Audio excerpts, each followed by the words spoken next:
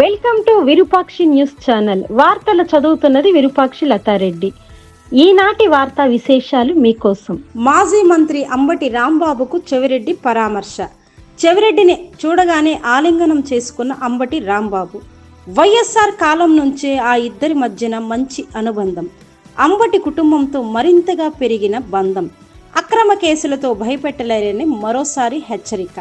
మాజీ మంత్రి అంబటి రాంబాబుపై కూటమి ప్రభుత్వం కక్ష కట్టి అక్రమ కేసుల్లో ఇరికించి జైలుకు పంపగా న్యాయస్థానం ఆయనకు బెయిల్ మంజూరు చేసింది.